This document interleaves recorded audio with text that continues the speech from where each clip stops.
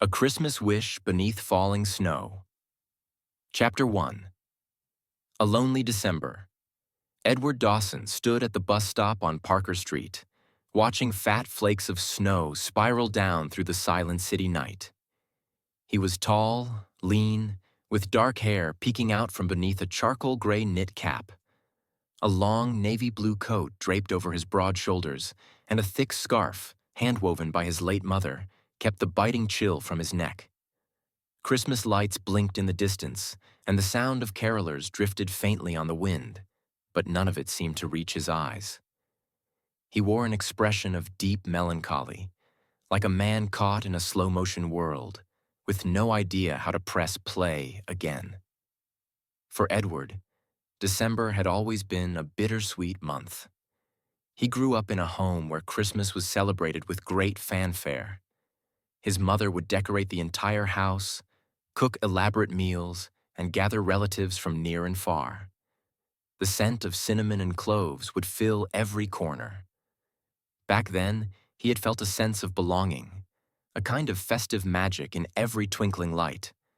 But 2 years ago, his mother had passed away, and his father, never particularly affectionate, had withdrawn into himself. In the aftermath, the holiday season felt hollow, and Edward, now 32, found himself drifting, unsure how to rekindle that spark of childlike wonder. As the bus pulled up with a hiss of the hydraulic doors, Edward stepped aboard, swiping his pass against the reader. He took a seat near a frosty window, gazing out at the swirling snow illuminated by street lamps. Soft Christmas music crackled through the bus's old speaker system, an out-of-tune version of Silent Night. Normally, the sound might have annoyed him, but tonight he found himself strangely comforted by its persistent familiarity. He worked at a small publishing house in the city, editing manuscripts that rarely stirred his imagination. He'd dreamed, once upon a time, of being a writer himself, someone who penned timeless tales that brought hope and wonder to readers. Yet, life had taken him on a different path, one of daily obligations, rent checks, and never quite enough time to do what he truly loved. It was a quiet existence he'd accepted, at least until December arrived each year and reminded him, like a ghost of Christmas past, that he yearned for more. The bus rattled down narrow side streets, halting to let a handful of passengers off. The interior lights cast flickering reflections on the windows, obscuring the winter scene outside.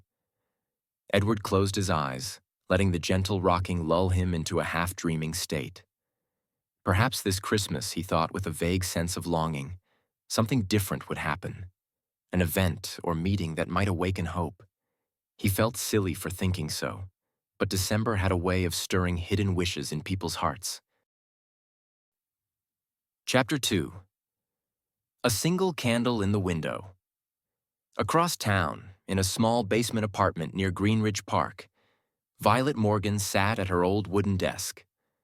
A single candle burned on the windowsill, flickering against the backdrop of swirling snow outside. Violet was a petite woman in her late 20s, with warm brown eyes and curly honey-brown hair that she often tied back in a loose ponytail. Her cheeks had a natural rosy hue, heightened by the chill that crept through her poorly insulated windows. She was wrapping up her shift as a freelance graphic designer, emailing the final proofs for a local bakery's holiday menu. The job paid modestly, but it allowed her to stay home and take care of her grandmother, who had raised her from childhood. Her grandmother, though physically frail now, was spirited in mind and heart. A woman who believed fervently in Christmas miracles and in the angels that supposedly watched over them all. Violet tried to channel that same hopefulness, yet sometimes she felt a deep ache of loneliness gnawing at her. Perhaps it was because she had no immediate family other than her grandmother. Violet had never known her parents. They died in an accident when she was just a baby, and she had grown up cherishing each holiday as a precious, fleeting moment. She still recalled how, as a little girl, she would place a tiny plastic angel on top of their humble Christmas tree, whispering wishes into its ear. More than once, she had been certain she heard the angel whisper back. But she was older now. The world felt bigger, and sometimes magic seemed far away. Finishing her email, Violet saved her files and carefully blew out the candle. She muttered a silent prayer, part gratitude, part yearning, then stood, stretching to relieve the tension in her stiff shoulders. Her grandmother was already asleep, having insisted she needed beauty rest to look her best for Christmas Eve in a few days. Violet smiled at the memory of her grandmother's laughter. The older woman's positivity was a balm against the creeping sense of isolation that sometimes overwhelmed Violet, especially on cold December nights. She flicked off the desk lamp and walked to the window. Outside, street lamps lit the falling snow in warm hues of orange. She saw the footprints of neighbors who had passed by earlier, trailing off into darkness. Somewhere out there, she thought, was a world of possibilities she had yet to explore. A longing stirred in her heart for connection, for a friend or companion who might share her small joys and lift her from her private sorrows. Yet all she found was her own reflection in the pane of glass, a young woman with tired eyes.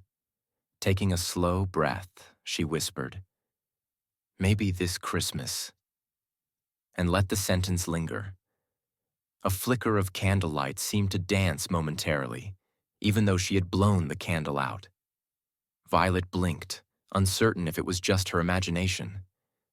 Then she turned and padded softly to her bedroom, leaving the window silent once again. Chapter 3. The Snow Globe. The next day dawned bright and cold. Edward woke early, feeling a restless urge to do something unusual. Instead of heading straight to his desk at the publishing house, he took a detour through the city's Old Town district, known for its cobblestone streets and antique shops. The morning light glistened on the snow, and Christmas wreaths hung from ornate lampposts. A warm nostalgia nudged at him. He stopped in front of a small antique store he'd never visited before. The sign above the door read, "Frost and Finch, Curiosities and Wonders." Inside, a bell chimed softly as he stepped over the threshold. The shop smelled of old books, cedar, and a hint of peppermint. Objects of various ages were meticulously arranged on wooden shelves. Porcelain dolls with cracked faces, vintage tin toys, tarnished silverware, and stacks of ancient tomes whose spines hinted at forgotten worlds. Behind the counter stood an elderly woman with silver-white hair coiled in a neat bun. She wore half-moon spectacles on the tip of her nose and had a kindly, if slightly mischievous, smile. "Good morning," she greeted. "Looking for something special?" Edward's gaze scanned the shelves, unsure what he wanted. "Not sure," he admitted. "I was just drawn in." The woman nodded, as though she had heard that statement 1,000 times. "Browse all you like. Let me know if anything calls to you." He walked around slowly, picking up various items. An old wooden clock with intricate carvings drew his eye. It had a faded brass plate at the base engraved with the words, "Tempus edax rerum," Latin for "Time devours all things." The phrase unsettled him, so he gently set the clock back.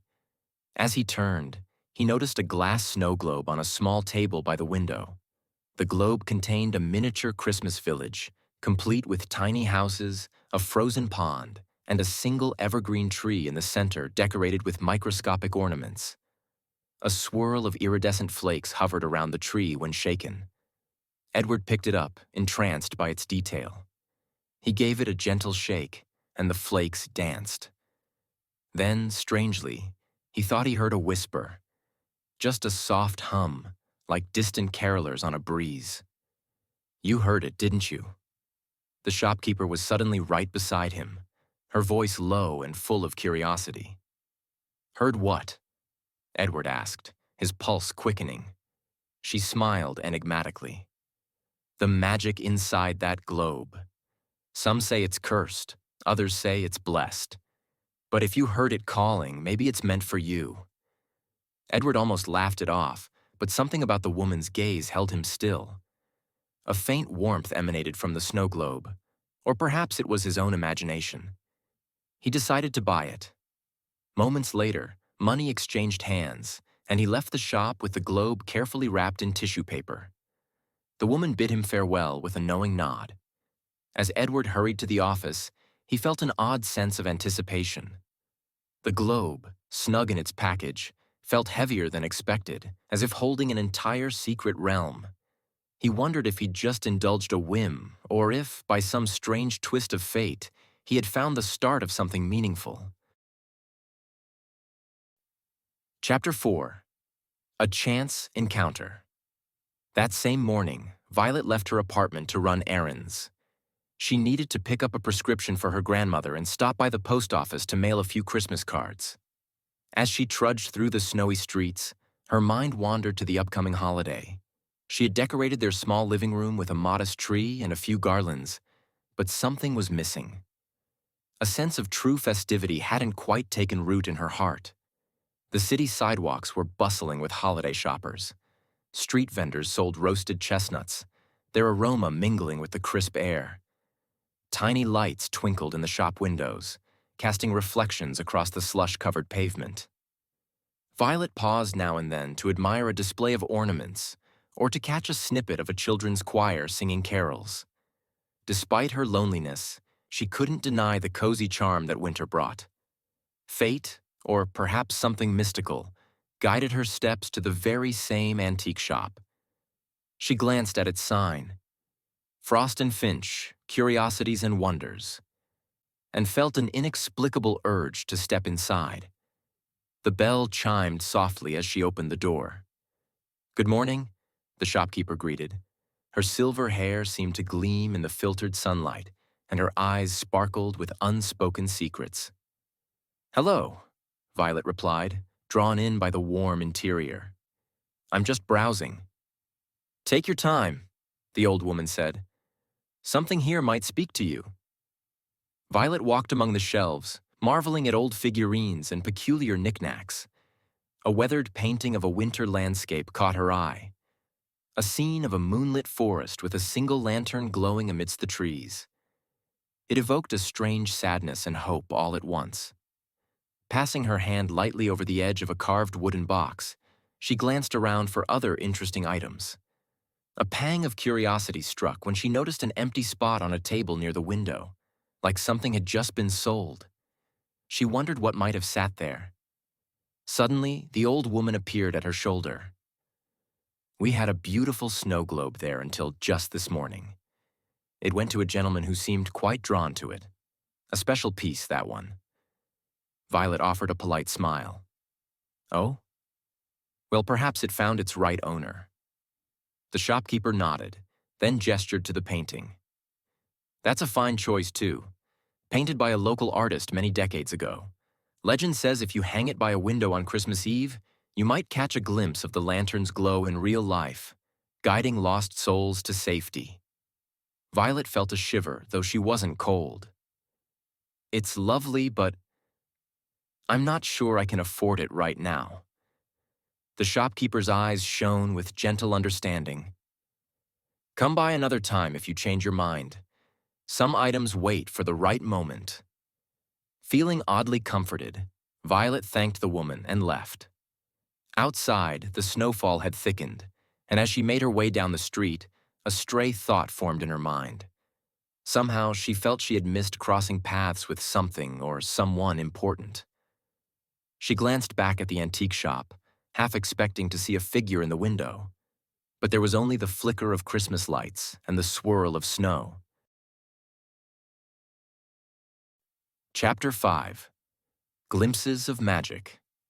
Edward reached his office a mere 5 minutes late. His boss, an affable yet punctual man named Harold, waved a dismissive hand when Edward apologized. "It's the holiday season. Everyone's running behind," Harold said with a grin. "But do try to finish editing that manuscript by the end of the week." Edward smiled and nodded, heading to his cramped cubicle with the gift bag from Frost and Finch tucked under his arm. He set the bag on his desk carefully. Before starting his work, he couldn't resist a quick look. Pulling out the snow globe, he placed it near his computer monitor. The miniature Christmas village inside was enchanting under the fluorescent lights. He noticed new details he hadn't before. tiny footprints in the snow leading up to the central tree, and a miniature lamppost glowing with a speck of golden paint. With a gentle shake, the iridescent flakes swirled around, mesmerizing him. "Hey, that's pretty," commented his coworker Lucy, peering over the top of the cubicle. "Where'd you get it?" "An antique shop, actually," Edward replied. "I just felt drawn to it." Lucy smirked. "Maybe it'll help bring some holiday cheer. You've looked pretty down lately. Everything okay?" He forced a half smile. "Yeah, just the usual. Missing my mom, I guess. Christmas was her favorite time of year." Lucy offered a compassionate glance. "Well, if you need someone to talk to, I'm here. I'm heading to the coffee machine. Want anything?" "No, I'm good. Thanks, Lucy." As she walked away, Edward swiveled in his chair to stare at the globe again. Maybe Lucy was right. Perhaps this bit of whimsical decor would give him a small spark of Christmas spirit. He turned on his computer, set his coffee mug next to the snow globe, and began editing the draft of a new fantasy novel that had come in. Occasionally, he'd glance at the globe and swear he saw the lamppost flicker as if truly lit,